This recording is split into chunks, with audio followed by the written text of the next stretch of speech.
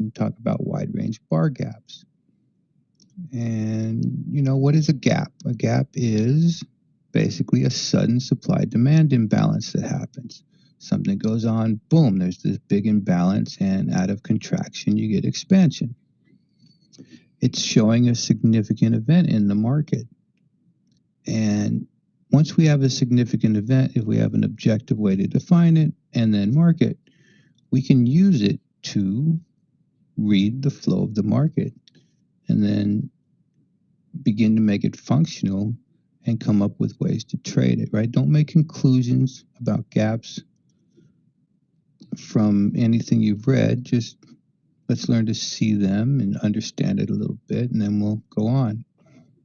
And so, normally we see a gap like this, but we're going to call this a wide range bar gap. And this is nothing new. I first learned about this from a book in 1930s. They called it a hidden gap. And empirically, it's the same thing. If you were ever trying to get filled during one of these, you'll notice that you'd be chasing the offer up without ever getting hit until here. So it's helpful to have experienced it to really understand what goes on. But we're interested in the base, right? This is where it got launched from. So just to define it, WRB Gap, wide range bar, is basically a bar bigger than the last 3 bars. You can use any definition you want about 4 bars or 5 bars or twice as big. But nice and simple, right? For simple price action, I'm not talking about everything, just simple price action. We'll talk about relative later. It's bigger than the last 3 bars. Something big happened. And there's going to be a space between the previous bar and the subsequent bar, right? So you see a space here between the bar that happened before and the bar that happened after. That's just a simple definition. And the way we're going to mark it, since it's contraction, expansion, just quite simply, if it's an up gap, we'll mark out the bottom third, right? Make a zone out of it. If it's a down gap, we mark out the upper third. And then we view how price interacts with that particular level. The next level of all this, right, we get a little more sophisticated. Rather than just look at the bar and the level, we say, where in a swing does it happen? Does it happen in the reaction leg at the top or the bottom? Does it happen in the impulse, in the bottom, top, middle? So we can begin to understand all this. But you can read a market through just these the same way we read it, through swings. And what you want to do is just find the biggest one on the board and then read it through there. So for instance, in this market, which isn't the easiest one for gaps because it's kind of gappy since it's an ETF, but if you just let your eyes roam, you see like this really stands out here. And if you just notice some things about this, look at the size of that bar, right? You're looking at all of this, but look at the size of that bar. It's bigger than every other bar in here for a long time. Up until here, and maybe here. It's bigger, about the same size as that one, but it's bigger than all of these. So something significant has happened here. So maybe these two are our markings. And just observe, right? If we took the bottom third of that, you see when price got there, it goes slamming through it. Right? That's telling you that there was some interesting level there. Then you can see, right, we don't have to guess. Price literally hit the backside of that neighborhood and then rolled down. And then price literally hit it again, held, and then slammed back through it. So this is showing some kind of significant area in price. And so we're not making conclusions, we're just reading through big bars. Later on, we'll talk about relative bars, like you see this. This is the same thing, but in a relative fashion. You know, and you guys can go ahead and do this yourself, but if you put this on a weekly chart, I bet this is one bar that's bigger than every other bar on the chart, meaning you can use it to read and see direction that flips back and forth. All right, so just a quick simple lesson, and then we'll expand on that as we go.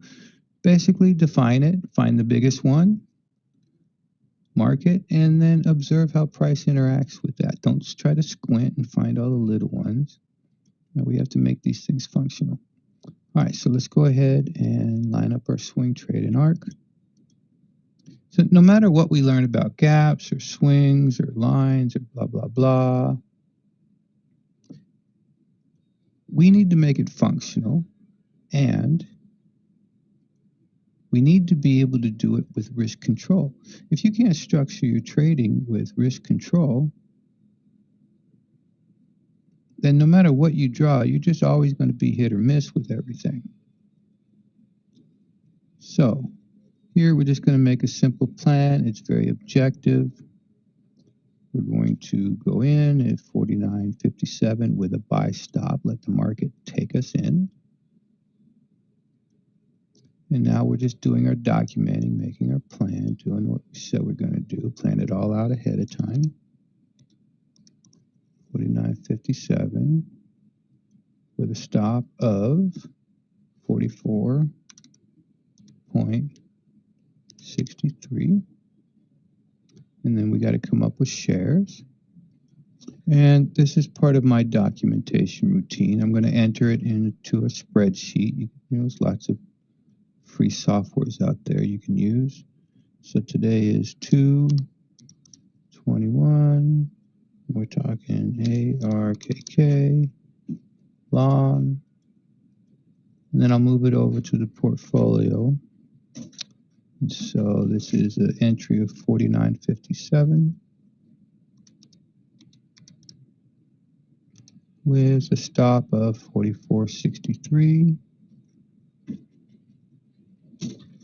No, I got the wrong stop in there. I need this stop, 47.10. You know, it's good that we always double check everything. 49.57, 47.10 is going to give me 200 shares.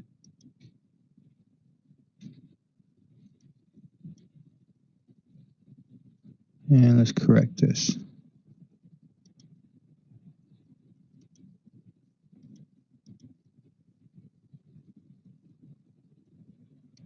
It's going to be 47.10, which is going to give us a total of 202 shares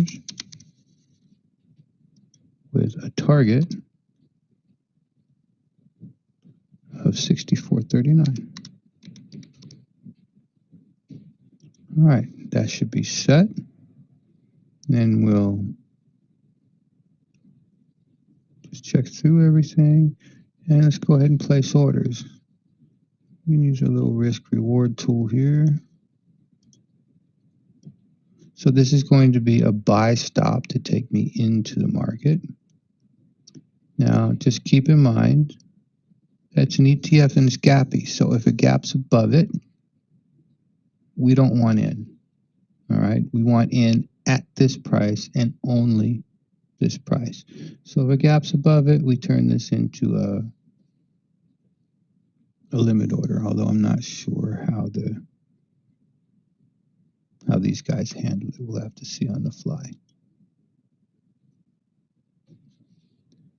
So we're going to create an order. We know we're going in at 49.57. I know this is all the tedious stuff. It's more fun just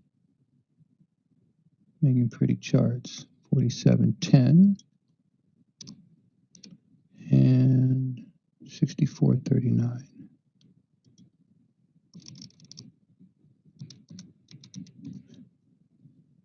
We're risking 0.5%, same way every time. So we know everything's already baked into the account. All right, look good. We know we're risking $500, and it's going to be 202 shares, 49.57, 49.10. And again, I'm not sure how these guys handle it. If it's probably going to tell we're going to make that a buy stop, right? Buy stop. We'll put this. But just so you know, as part of the plan, I'll make it part of the notes here, is that just going to say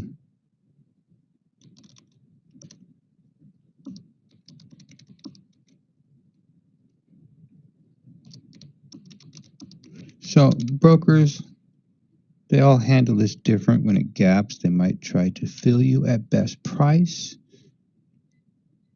which we don't want to do, and we don't want to chase it. So basically, if it gaps above our neighborhood, then we just turn this into a limit order basically and let it come back and hit it, or we miss it.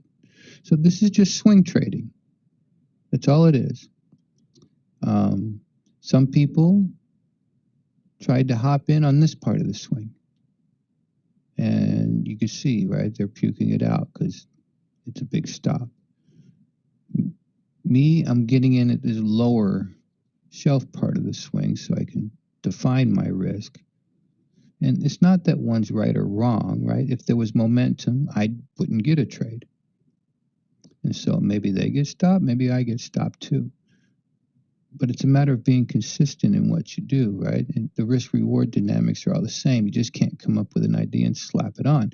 We have to have some sort of structure and risk controls.